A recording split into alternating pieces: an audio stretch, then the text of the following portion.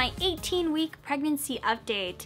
According to the conversion of pregnancy weeks to months, I just start my 5th month of pregnancy, even though technically I still have 5 months left, but that's because technically you're pregnant for 10 months.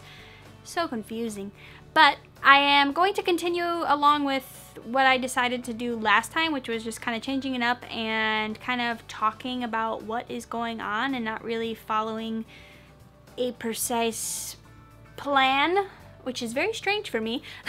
But like last time, I'm still going to start with what baby's kind of updates are and what's going on with baby and their development right now.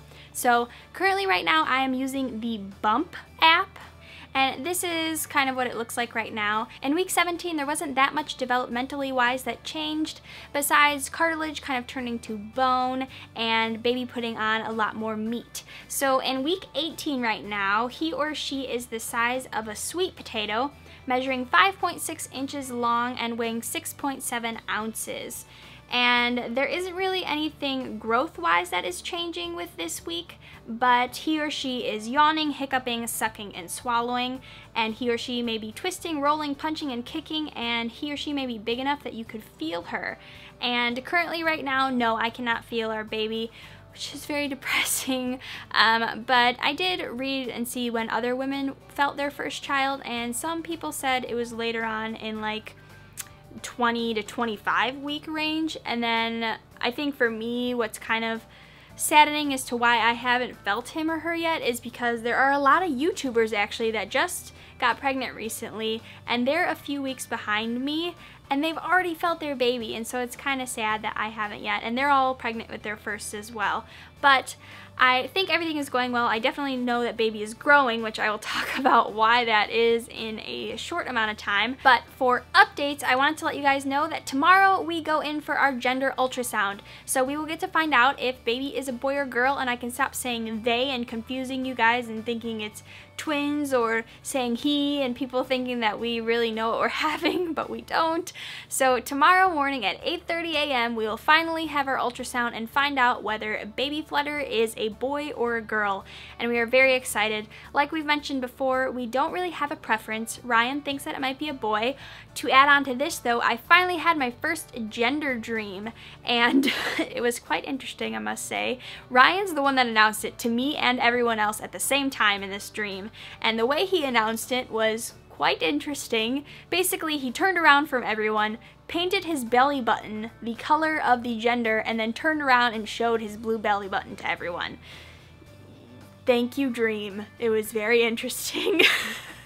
But yeah, that's how he decided to announce it. That's a dream for you, I guess. I don't really think that means anything. I have never had an intuition. I know a lot of women do, but I've never had an intuition whether it was a girl or boy. It's just kind of been like, it's a baby. That's what's in my stomach, a baby, and that's all I know, is it's a baby. But either way, we're happy. I like the boy name better, Ryan likes the girl name better, but obviously we came up with both the names, so we like both of them. Either way, we'll be happy as long as baby is healthy and happy in there. We don't really have a preference. Now on to symptoms. I definitely am in that second trimester lull. I am completely done with the dry heaving, and my extreme hunger has pretty much gone away. I don't have that anymore, which is really nice. But pretty much though, I have had a really easy pregnancy. I've kind of said that I'm probably one of those pregnant women that might make some pregnant women angry just because of how easy I've had it. I've been very lucky with that I just have had it very easily, and I didn't really get sick at all. I didn't have that many changes, I guess you could say. But there are a few things definitely that have been happening this month, and that one, I definitely know baby is growing, even though I haven't had an ultrasound in 4 weeks. No doubt in my mind that baby has grown in the last couple weeks, because I am going to the bathroom increasingly a lot more. It hasn't happened the past day or two, but there was a few nights in a row that I could tell that somehow if I laid on my left side, baby would be laying on my bladder, but if I laid on my right side, then I was fine. But I could definitely tell that I am going to the bathroom more often. And with this, I've become a much lighter sleeper. I don't know why or what is causing it, but basically any little sound wakes me up, whether it's Levi making a small bark in his sleep, Daisy moving, getting off the bed, my husband rolling over. doesn't really matter what it is. If it's a small amount of movement or noise, it wakes me up. So that's unfortunate. I definitely have been lacking on sleep, so I've actually been sleeping really late lately, which is not good, but I know that I need it. But with waking up more frequently, because when I wake up I have the need to go to the bathroom, I go to the bathroom way more often in the middle of the night. Probably sometimes even twice in an hour, which is bad.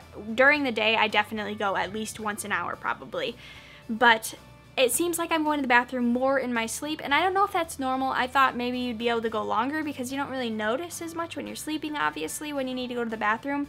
But it seems like I go to the bathroom more often in the middle of the night than I do when I am awake during the day. So the only other kind of not so fun symptom that I've been having these past few weeks is acid reflux. I wouldn't say that it happens every day. It seems to happen like a few days in a row and then it goes away for a while, and then it will happen again for a few days in a row and then it goes away. It's not fun, that's for sure, but I guess some women get it, some women don't, and I'd much rather have that than throwing up every day, so I'm good with that. I can stick with the acid reflux. And then a good symptom is that my acne has finally subsided, so I think my hormones are finally starting to regulate themselves, because before I was breaking out a lot in my chin. Now it seems like I kind of get some zits like in between my eyes, which is not the most attractive place to get them, I guess you could say, but they're definitely a lot less. I was getting like 5, 6, or 7 like big ones around my chin and on my face, but they haven't really been there the last few weeks, which is nice. So for this next part, I wanted to address a question that I saw in my last Q&A, and wanted to thank you guys for being so respectful on your opinion, whether it be what my opinion was or what my opinion wasn't on circumcision. Now, I will let you guys know that since then, we have been debating the other option. I don't want anyone to get upset. I need you guys to remember that this is our decision, and that know that whatever decision we make, it is well educated based on facts, not emotion. So that is going to be what our decision is made. And the main reason that we have kind of started to go the other way is because I was finally able to get a hold of an article, blog post, whatever you want to call it, that had facts that were pro not getting it done. I think that's an issue that I found, and why I've been so pro circumcision is because every blog or article I have found or read that was anti-circumcision, they were very emotion oriented and not really facts, and when they mentioned facts, they tried to belittle the facts with their emotion, and that was a big reason why it was a turnoff for me, because I'm a big fact person when it comes to making decisions like that I was just like, this is pointless in me reading it. But thanks to my sister-in-law, I was finally able to get a hold of some really good information that really made me actually think about it. But when it comes down to it, it's actually not going to be my decision at all. It is Ryan's decision. I think he's the man, he's the one with that part, and that's his choice, not mine. So he's going to be the one that decides, and he will be reading up and being educated on it just like I am doing right now. I kind of like send along anything to him that I think he might want to read, and he is. But I just want to say thank you to everyone who wrote in the comments and was very, I guess you could say, respectful to everyone else. As a YouTuber, it's really rewarding to see in your comments that there are people with a bunch of different opinions on a subject, especially something as controversial as this, but you guys are all respectful and no one was attacking anyone in their beliefs. It was just really, really great to see that you guys were coming forward with your stories and your facts on things, and nobody was belittling anybody based on what they believed was right or wrong. So I really appreciate that, guys, from you. In regards to what we decide, obviously we find out if it's a girl or boy tomorrow. If it's a girl, it won't even matter. We won't have to worry about it until the next time I get pregnant. But if it is a boy, I don't know if we'll tell you guys what our exact decision is. I might not. I don't really know, but it's up to Ryan, like I mentioned. It's not mine, and I'm a firm believer that I definitely don't think it should be the woman that decides that. It should be the man. But whatever we decide, that's what we're going to, and you guys can bet that what decision we do make is educated, and it's not based on emotion, but on facts and what we feel is best for us and best for our baby, most importantly. So again, thank you guys for being respectful about it and leaving your opinions and your actual stories and what has happened with your guys' kids. We really appreciate it, and I love reading them, so thank you again. And then as for the question I wanted to address, it was, whether I was going to have a natural birth. And this question sometimes confuses me because yes, I'm going to have a natural birth and that I'm going to deliver vaginally. That is my plan. Obviously, if there is a life-threatening situation that me or my baby could die and C-section is really the only fix, then yes, then I will do that. And am I planning on being induced? If it is not absolutely necessary for me and my baby's health, no, I don't want to. But I do plan on getting an epidural, and before you guys go and post your facts and why things like this, why, you know, an epidural may not be a good choice, you guys need to kind of, for my purpose, and I'm going to explain why, take the facts of why you should take an epidural and why you shouldn't out. Because the reason I am having an epidural, and this is coming in mind from someone who really one day wants to make the accomplishment of having a water birth. I want to be able to get there one day, have a water birth, and have my child completely naturally with no medication. But the reason that I am with my first child is because of my anxiety, panic attacks, PTSD, OCD. And the reason that I'm doing this is because mainly I am a very freakazoid when it comes to not knowing what to expect and what's going to happen. And unfortunately, there is just nothing, no birthing class, nothing that a woman who's even given birth can tell you that will get you mentally prepared for what is going to happen during birth. And I'm well aware of that, and every woman has told me that it doesn't matter what birthing class or what someone else has told you is going to happen, nothing will get you mentally prepared for what is going to happen, and you will never know until you actually go through it. And with that in mind, because of my really high anxiety, I am worried about the safety and health of the baby if I am trying to worry about having all of the pain and not knowing what to expect and what's going to happen. So for me, knowing that I can at least have the pain, obviously not gone, but subsided a little, is making me a lot more at ease. And obviously when the mother is really stressed out during labor, it can cause issues for the baby. And so for us, for me and my baby, for me to make sure that my baby comes into this world healthy and alive, I need to make sure that I can be as calm and as anxiety-free as possible. And for me, that means not having to worry about taking on the crazy aspect of having a baby and at the same time taking on no pain meds at all for my first child, and I have no idea what to expect. If I did that, I probably would end up putting my baby in danger because of the amount of stress and anxiety I would be under trying to deal with both of those things. So for me and my baby, that is what's right for us. I am hoping that after being able to go through this and knowing more what to expect, that with my kids down the line, I can have a natural birth and hopefully get to my end goal of having a water birth, because that is something that I really am interested in wanting to do. But for my first child, it's just not in the cards for me, and it's not what's right, and that's my own choice. Hopefully you guys understand the route that I'm going and why I'm doing what I'm doing, and that you understand that my reasoning behind having the pain medication is really going to help my baby in the long run, and making sure that they are safe and that everything goes well during my labor. So that is my reasoning behind it. So something a little bit more fun, I'm going to show you maternity clothes that I got. And I did get a lot of dark clothes. People always ask me why I get dark clothes, because I have light colored dogs. And that's because dark clothes is what looks flattering on people when they're not stick thin. And I did get everything from Motherhood, A Pea in the Pod, and Destination Maternity.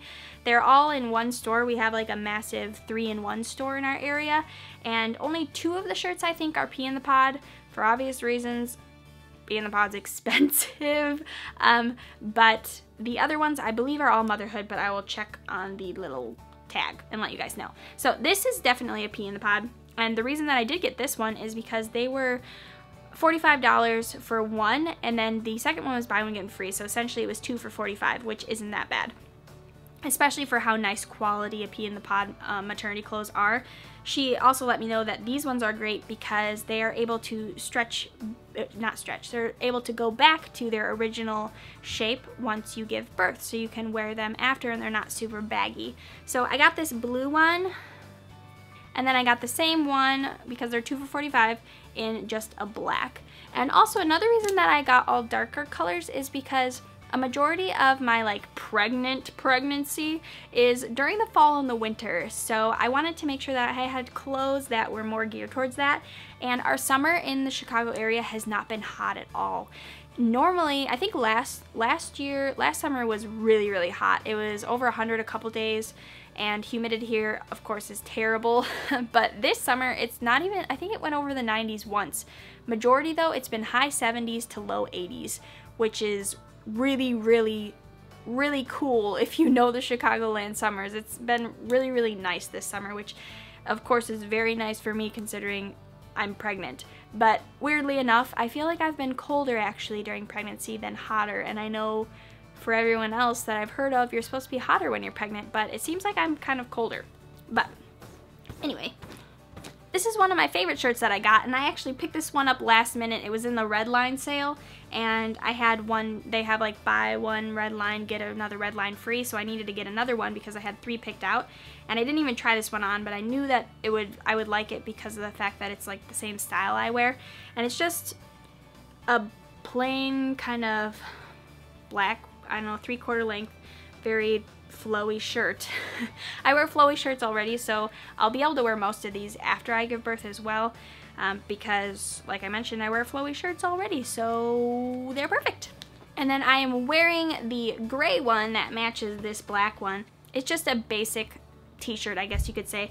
I think they were like buy one get one 50% off or something like that. And yeah, everything else is motherhood except for those 2 first shirts that I showed you. And then this is kind of the nicer t-shirt that I got, and it's just got lace outline with some little more flowy kind of short sleeves, and then again it's very drapey and it's blue. And then my oddball out in the bunch is a cardigan.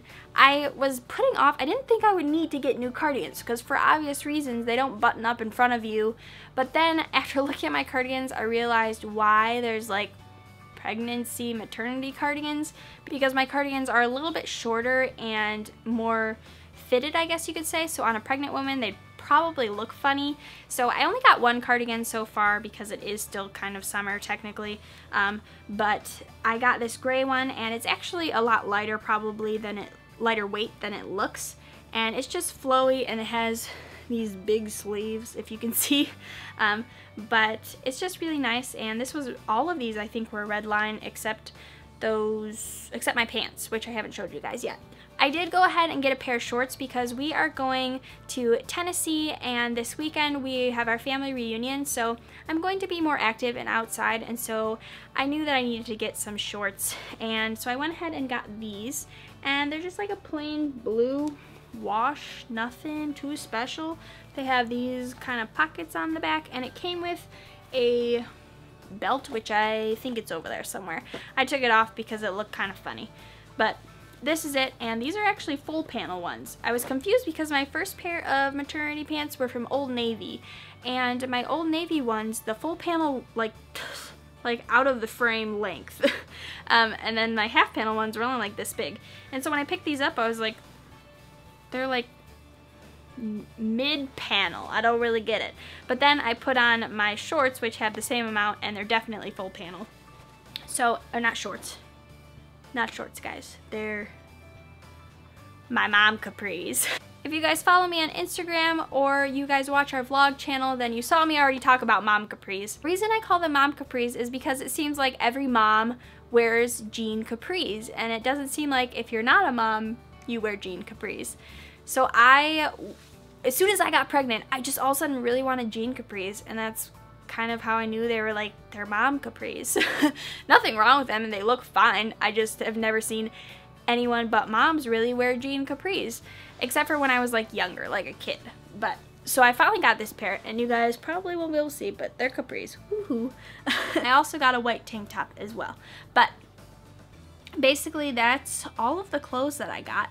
I'm going to go ahead and cut to my pregnancy belly, and my battery's about to die and it was full because this is my second time trying to record, guys. I'm going to go ahead and show you guys like this today because otherwise it's a little more difficult, but this is my belly, and as you can tell it does look way more pregnant. Like I actually look like I have a stomach, but it still just looks like maybe I ate too many hamburgers, but it's definitely sticking out. Like it looks like it's way sticking out in that viewfinder.